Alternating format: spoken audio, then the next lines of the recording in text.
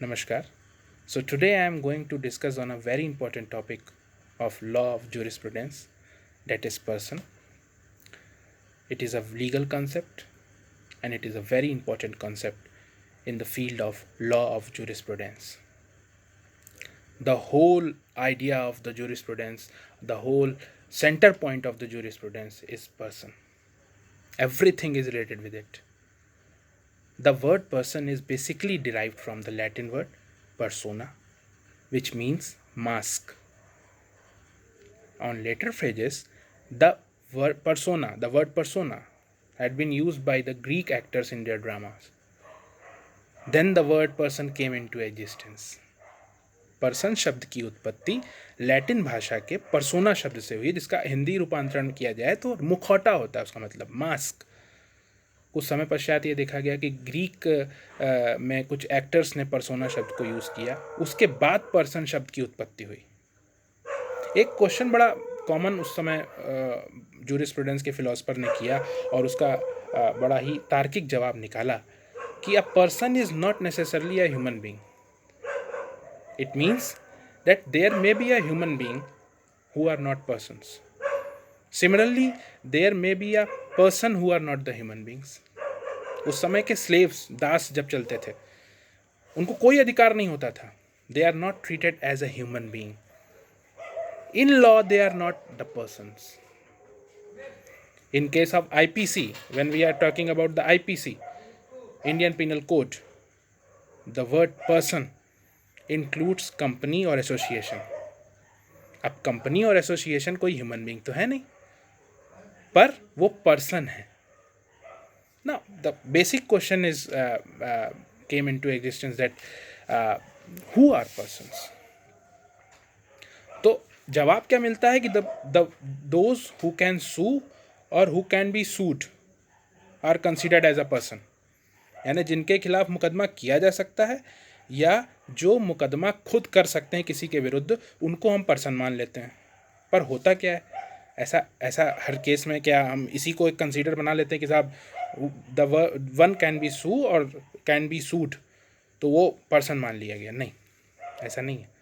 For example, firm के खिलाफ आप मुकदमा कर सकते हैं, फर्म आपके खिलाफ भी मुकदमा कर सकती है, कोई भी फर्म हो, पर firm can not be considered as a person in the eye of law of jurisprudence. Similarly, the office of president cannot be sued, or you cannot directly sue in the name of president. You can sue in the name of Union of India. Bharat के राष्ट्रपति के नाम पे कोई मुकदमा नहीं दाखिल कर सकता कि साहब रामनाथ कोविंद के खिलाफ कोई मुकदमा कर दे, या रामनाथ कोविंद साहब खुद नहीं मुकदमा कर सकते. वो यूनियन ऑफ इंडिया के नाम से मुकदमा किया जाएगा, चाहे आप करें उनके खिलाफ या वो करें आपके खिलाफ. Now, the question remains same कि साहब what is person. अभी भी सवाल वही है, पर्सन है क्या. तो जनरल क्लॉजेज एक्ट जब हम पढ़ते हैं तो जनरल क्लॉजेज एक्ट में ये पाया गया कि person includes natural as well as legal person. यानी पर्सन को डिफाइन करने से उनको जनरल क्लॉजेज एक्ट वाले जब भी लॉ मेकर्स ने बनाया, उन्होंने पर्सन शब्द को डिफाइन नहीं किया, उन्होंने पर्सन शब्द की इंक्लूसिव डेफिनेशन दे दी, ये कहते हुए कि साहब पर्सन इंक्लूड्स नेचुरल पर्सन और ह्यूमन पर्सन. अब सवाल उठा, नेचुरल पर्सन क्या है? Natural person means human beings, all the human beings, हमारे आपकी तरह human beings are considered as a natural person. All the human beings are natural persons, all the human beings. प्रश्न उठता है, क्या unborn person is treated as a natural person और not? अजन्मा व्यक्ति, जो बच्चा जो गर्भ में है माँ के, क्या उसको हम नेचुरल पर्सन मानेंगे?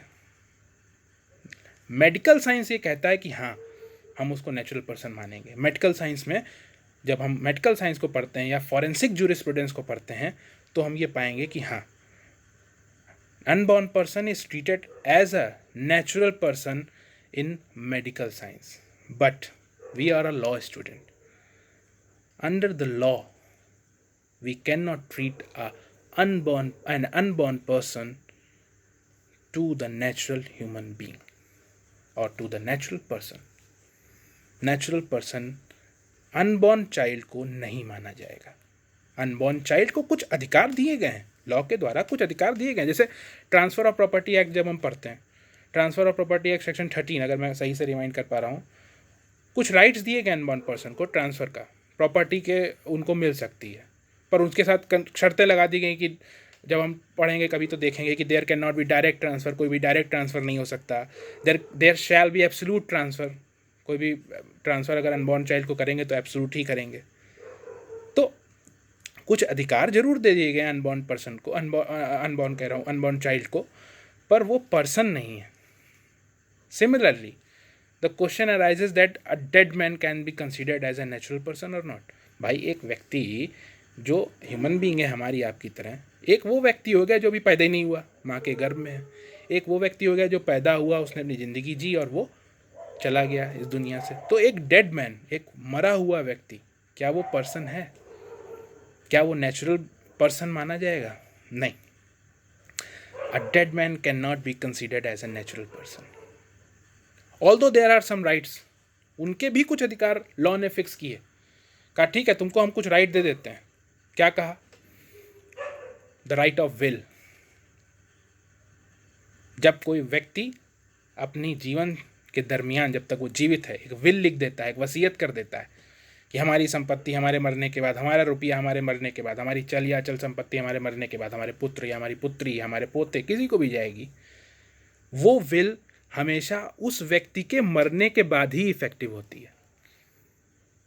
जैसे ही वो व्यक्ति मरेगा उसकी विल वो इफेक्टिव हो जाएगी। जीते जी उस विल का भी इफेक्ट नहीं हो सकती। विल को इन्फोर्स कराना है तो उस व्यक्ति का मरना जरूरी है। विल बिना मरे इन्फोर्स नहीं होती। तो ये अधिकार है उसका, मरे हुए व्यक्ति का अधिकार है।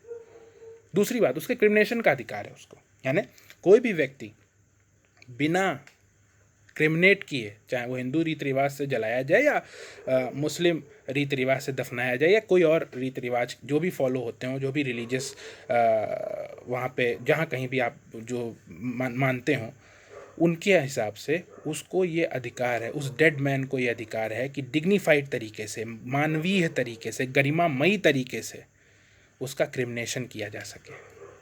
बिना क्रिमिनेशन किए, बिना उसको जलाए, बिना उसको दफनाए, अगर ऐसा कुछ उसको बॉडी को छोड़ देते हैं, उसको गंगा में बहा देते हैं, जिस तरह से आजकल गाड़ देते हैं, ऐसे ही फेंक देते हैं, वो उसके डेड मैन के अधिकारों के खिलाफ है। तीसरी बात, उसकी रेपुटेशन का अधिकार होता है उसे, यानी ऐसा नहीं कि आप डेड मैन की रेपुटेशन खराब कर सकते हैं। वो उसको मरने के बाद भी ये अधिकार प्राप्त है कि कोई भी व्यक्ति उसकी रेपुटेशन ना खराब करे। डेड मैन नेचुरल पर्सन नहीं है, पर डेड मैन को कुछ 3 अधिकार प्राप्त कराए गए हैं लॉ के द्वारा। ये बेसिकली 3 राइट्स प्राप्त कराए गए। सिमिलरली एनिमल के केस में, जानवरों के केस में, क्या जानवरों को हम नेचुरल पर्सन माने? कई लोग उसको, कई जानवरों को घर में भी पाल लेते हैं, क्या जानवरों को नेचुरल पर्सन माने? नहीं। Law does not consider animal as a natural person. Natural person को हम ना अनबॉर्न चाइल्ड को लॉ मानता है, ना डेड मैन को लॉ मानता है। सिमिलरली एनिमल्स को भी लॉ नेचुरल पर्सन नहीं मानता है। फिर भी अनबॉर्न पर्सन को भी राइट्स दिए गए, डेड मैन को भी राइट्स दिए गए, और इसी प्रकार से तीसरा यानी एनिमल्स को भी राइट्स दिए गए। जैसे एनिमल प्रोटेक्शन एक्ट आया, वाइल्ड लाइफ प्रोटेक्शन एक्ट है, कई सारे एक्ट हैं एनिमल को, एनिमल के कुछ राइट्स हैं। बेसिकली वो एनिमल के राइट्स नहीं है, बेसिकली वो एक्ट हमें अपनी ड्यूटी बताते हैं कि तुम इंसान हो, तुम्हें ऐसी ड्यूटी करनी है, तुम उस जानवर के प्रति हिंसक ना हो जाओ, या जो भी क्रमानुसार जो भी सीरियल वाइज दिए गए हैं, उनके कानून बताए गए हैं, उस हिसाब से वो एनिमल के अधिकारों का जिक्र करते हैं। ये तो बात हो गई भाव नेचुरल पर्सन की। अब बात आती है लीगल पर्सन की। क्या लीगल पर्सन है? लीगल पर्सन किसे कहते हैं? सिमिलरली लीगल पर्सन क्या है कि legal person are those who are considered as a legal person because of law. Law attribute him to legal person.